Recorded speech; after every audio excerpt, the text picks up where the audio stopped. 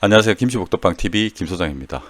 요즘은 주택부터 상가까지 모든 부동산이 공동명의를 일상에서 흔하게 보게 됩니다. 상속 같은 경우를 제외하고 예전에는 상가 건물 위주로 공동명의가 많은 편이었는데요. 요즘은 신축 아파트의 높은 분양가와 형성되는 매매가가 높다 보니 보유세나 양도소득세, 절세 등에 대한 장점 때문에 많이들 하고 계십니다.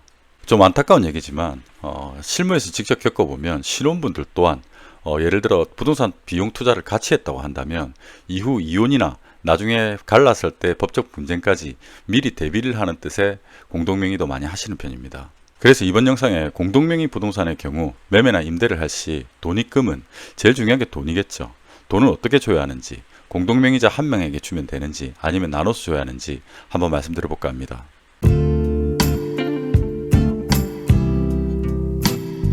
자, 이번 영상 주제 공동명의 부동산 돈은 과연 누구에게로 보내야 되는지에 대한 주제입니다. 우리 보통 공동명의는 대부분 부부인 경우가 많아요. 실무에서 보면 뭐 부모 자식 간도 있지만, 자 근데 여러분들 기억하셔야 될 게 부부는 일심동체라고 하는데 부동산 거래에 있어서 부부는 남입니다. 부동산 거래에 있어서 부부뿐만이 아니라 부모 자식 간도 남입니다.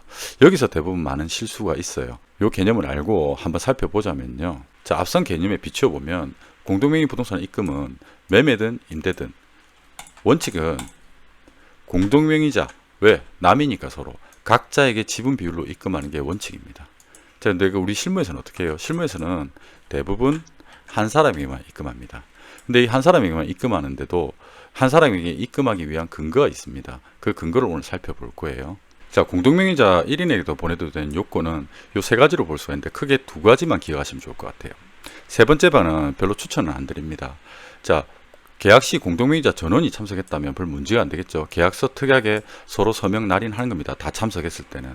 그래서 계약서 특약에 뭐 매각 대금이나 뭐 보증 금원은 공동명의자 중 1인 계좌로 입금하기로 한다라고 둘 다 서명 사인하면, 서명하고 도장 찍으면 뭐 한 명한테 권한을 수여했다는 게 당연히 입증이 되는 거죠.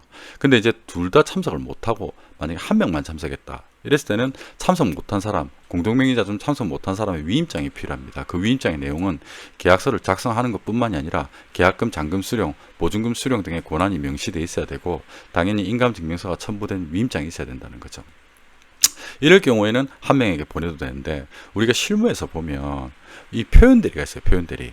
자, 실무에서 보면 와이프가 바빠서 와이프 신분증이랑 도장 들고 제가 왔습니다. 가족관계 등록부도 들고 왔습니다. 와이프랑 지금 통화시켜 드릴게요. 문자 주고받아서 당신이, 제가 바쁘니까 당신이 대신 돈도 받고 계약도 체결해 주세요. 이런 문자를 주고받은 내용. 위임장이었어도 대리권을 수여했다, 너한테 이 계약을 체결하고 돈도 받을 권한을 줬다고 하는 게 우리 법률적 용어로 표현대리라는 건데 이 방법 추천은 안 드려요. 예를 들어서 이게 가짜 와이프라든지 가짜 남편이라든지 가짜 명의자라고 한다면 이걸 또 입증을 해야 되기 때문에 이 방법은 우리 중개사님들도 그렇고 저도 별로 이렇게 사용하지 않는 방법입니다. 그래서 크게 이 세 가지가 있다, 이렇게 볼 수가 있어요. 자, 그런데 공동명의 부동산에 있어서 위임장이 없이도 앞에서 설명한 계약하고 돈 지급이 가능한 경우가 있어요. 심지어 둘 다 참석 안 해도 한 명만 참석해도 계약을 체결해도 문제가 안 되는 경우가 있습니다. 그걸 알기 위해서는 법 조문 두 개를 아시면 좋은데 한번 볼게요. 민법 264조랑 265조입니다. 264조 보면 공유물의 처분 및 변경입니다. 매매가 해당된다고 볼 수가 있어요. 공유자는 다른 공유자의 동의 없이 공유물을 처분하거나 변경하지 못한다. 동의 안 하면 한 명만 참석하면 계약 안 된다 소리입니다. 자, 근데 265조 공유물의 관리 및 보존이에요. 우리 임대차가 해당돼요. 전세, 월세, 상가임대, 통틀어서 임대차가 해당된다고 볼 수 있어요. 읽어보자면 공유물의 관리에 관한 사항은 공유자의 지분의 가반수로서 결정한다. 자, 여기서 포인트는 지분의 가반수입니다. 우리가 공동명의가 2명인 경우도 있지만 4명인 경우도 있단 말이에요. 이 4명이라고 해서 이 3명이랑 계약했다고 해서 유효하다는 게 아니라 이 지분의 절반 이상을 갖고 있는 사람이랑은 1인이랑 계약을 해도 임대차 같은 경우는 위임장 없이도 계약도 가능하고 돈 지급을 한 명한테 해도 문제 안 된다는 뜻이에요. 자, 정리해보자면, 자, 매매 같은 경우는 공유자의 동의 없이 처분 못한다고 했으니까 전체 동의를 해야 돼요. 당연히 계약서에 공동 참석해서 사인하든지 아니면 위임장을 들고 와야 된다는 거예요. 자, 근데 임대 같은 경우는 아까 뭐랬어요? 민법 265조. 지분의 가반수권자에게 권한이 있습니다. 이 지분의 가반수권자라고 했죠. 사람의 가반수가 아닙니다. 자, 51%가 돼야 된다는 거예요. 50%는 절반이잖아요.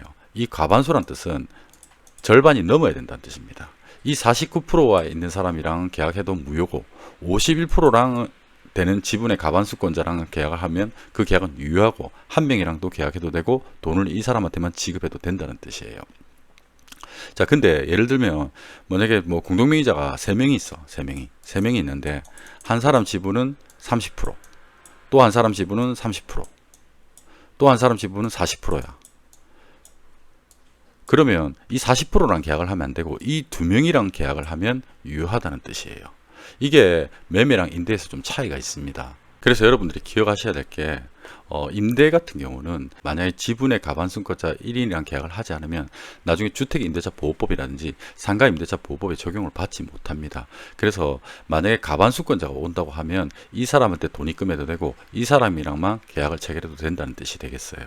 근데 과반수권자가 아니라면 절대로 하면 안 되겠죠. 자, 그래서 결론은 매매는 전원 참석하든지 위임장 들고 오면 한 사람한테 입금해도 되고, 임대 같은 경우는 지분이 50%가 넘어가는 사람은 한 사람만 와도 이 사람이랑 계약해도 되고 이 사람한테 입금해도 된다, 이런 뜻이 되겠습니다. 자, 그래서 이번 영상 결론은 공동명의 부동산은 지분 비율로 입금하는 게 원칙인데 실무에서는 우리가 1인에게만 입금을 하니까 1인에게 입금하기 위한 요건, 자, 정리해 보자면, 자, 계약 당시에 전원이 참석해서 전원 동의한 경우 계약서에 명시한 그 특약으로 이 사람한테 보내는 것에 우리 모두 동의한다, 이렇게 적었을 때는 1인에게만 보내도 된다는 뜻이 되겠고요.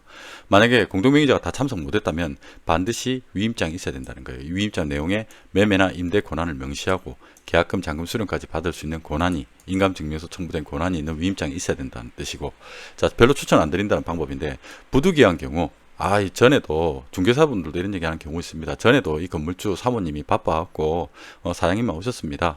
제가 다 보증합니다. 중개사님도 이렇게 얘기하는데, 그럴 때는 뭐 문자 메시지나 녹취라든지 이런 표현들이 근거를 남겼는데, 여기서 제가 실무 팁을 하나 말씀드리자면, 돈은 참석 못한 분의 계좌로 입금하는 걸 추천드려요.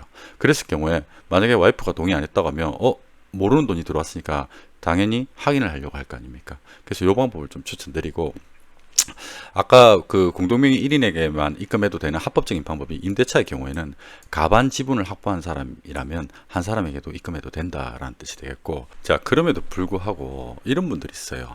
나는 전원이 참석하지 않으면 이 위임장도 못 믿겠고, 또 뭐 전화통화 시켜준 것도 못 믿겠고, 등기부 본 이 가반 지분도 나는 뭐 확실히 못 믿겠다, 이런 분들인데, 이런 분들은 부동산 전자계약을 추천드립니다. 이 전자계약은 뭐 내가 뭐 와이프가 지방에 있다, 아들이 지방에 있다 이라면 말 그대로 부동산 전자계약 어플을 깔아가지고 거기에 공인인증서로 각자 개개인의 공인인증서로 로그인을 해서 서명을 해야 됩니다. 그러면 전원 참석한 거랑 또 동일한 효과가 생기는 거예요. 그 계약서에 누구누구 1인 계좌로 입금하는 것에 동의한다라는 그 계약서 내용을 다 읽어보고 서명하고 사인한 거기 때문에 전혀 문제가 안 된다는 거죠. 중개사님들에 따라서 이 전자계약을 좀 귀찮아하시는 분들이 계신데, 그래도 중개사님께 강력 요청을 하면 위임장도 필요 없고 난 아무것도 못 믿겠으니까 이 전자계약을 하면 다 참석한 거랑 동일한 효과가 있다, 이렇게 말씀을 드립니다. 그래서 이제 공동명의 부동산 한 명한테만 보통 실무적으로 많이 입금을 하는데, 오늘 그 부분에서 좀 헷갈리는 부분들이 있을 것 같아갖고 오늘 개념 한번 잡아보는 영상을 만들어 봤습니다. 좀 이해가 되시는지 모르겠는데 저는 다음에 또 더 좋은 영상으로 찾아뵙겠습니다. 감사합니다.